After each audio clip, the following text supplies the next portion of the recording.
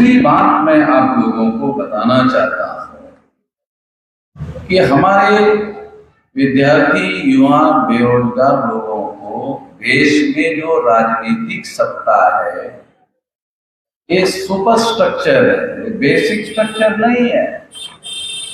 जो political power है ये सुपर स्ट्रक्चर है, बेसिक स्ट्रक्चर नहीं है। बेसिक स्ट्रक्चर जैसे होगा वैसा सुपर स्ट्रक्चर होगा। बेसिक स्ट्रक्चर अगर वर्ण व्यवस्था को आधार बनाकर बना हुआ है, जाति व्यवस्था को आधार बनाकर बना हुआ है, अस्पृश्यता को आधार बनाकर बना हुआ है, आदिवासियों का सेग्रीगेशन किया हुआ है, महिलाओं को दास बनाया हुआ है, शूद्रत्व को पिछड़े वर्ग पर थोपा गया है, अगर ये बेसिक स्ट्रक्चर है तो इसी बेसिक स्ट्रक्चर पर आधारित पॉलिटिकल स्ट्रक्चर डेवलप होगा।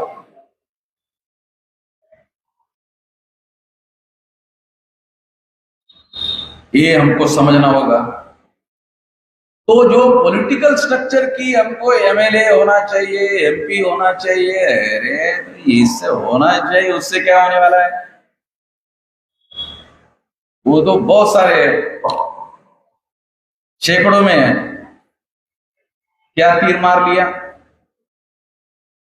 क्या तीर मारता है? तो कुछ करने लायक बोलने तक जो ब्राह्मणों की पार्टियां हैं, कांग्रेस है, बीजेपी है, वहां बोलने तक की औकात नहीं है। करने धरने की जोड़ो, बोलने तक की औकात नहीं है। वहां अपनी बात तक नहीं कर सकता।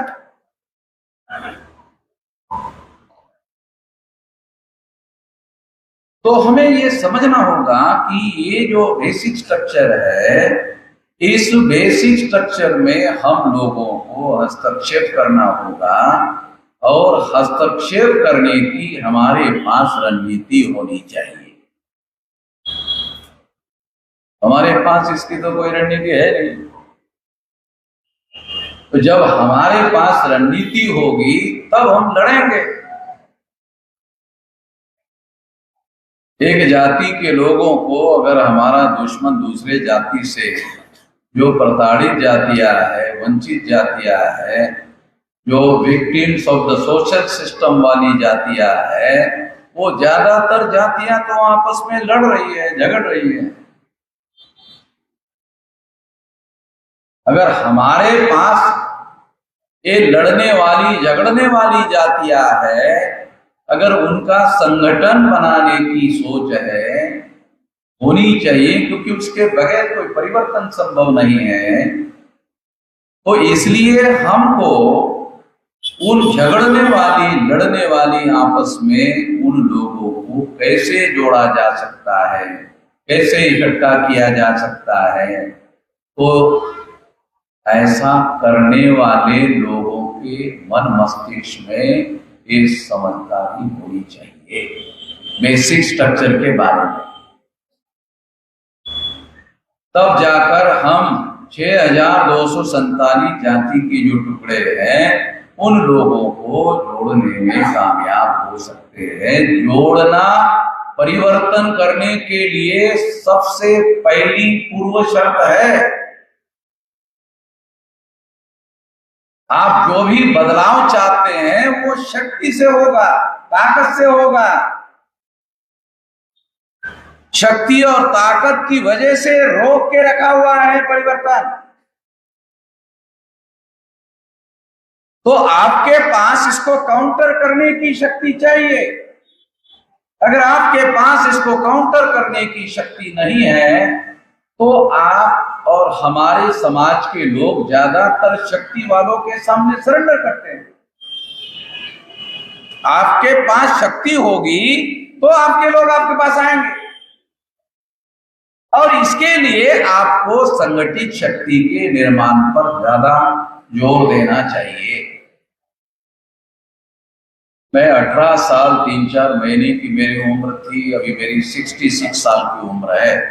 48 साल का लंबा समय संगठित शक्ति निर्माण करने के काम पर मैंने सारी जिंदगी कमा दी। मगर सोचे समझे नहीं किया, ये सारी जिंदगी खपा दी। तो 4.5 लाख लोगों का मोर्चा आरएसएस के हेडक्वार्टर पर लेके गए।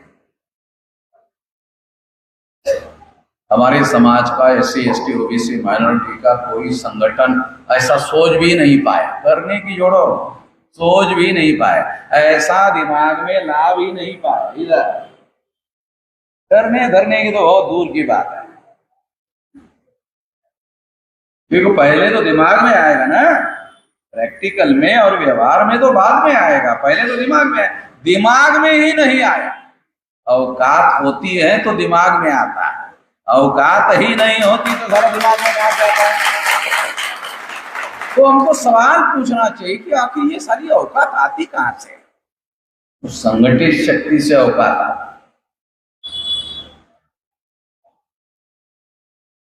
तो हम बड़ी बात क्यों कर रहे हैं? क्योंकि हमने संगठित शक्ति निर्माण करने का काम किया, इस वजह से हमारे दिमाग में बड़ी बातें आती है।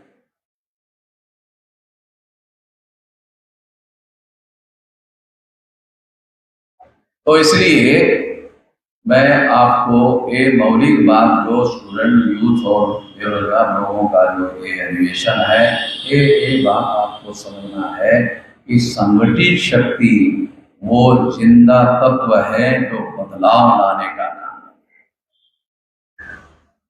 हमारे पास संगठित शक्ति चाहिए। संगठित शक्ति के बल पर उन लोगों ने इस देश में परिवर्तन को रोक के रखा हुआ है।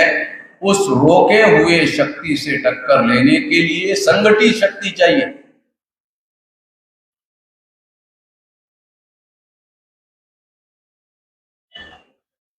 हमने वामसेक संगठन बनाया है, मुलाजिम लोगों का, कर्मचारी लोगों का।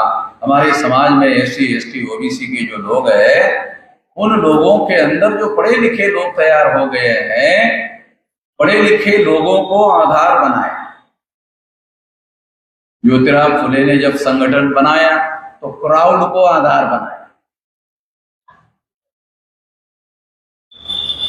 बाबा साहब आम्बेडकर ने संगठन बनाया तो उन्होंने क्राउड को आधार बनाया।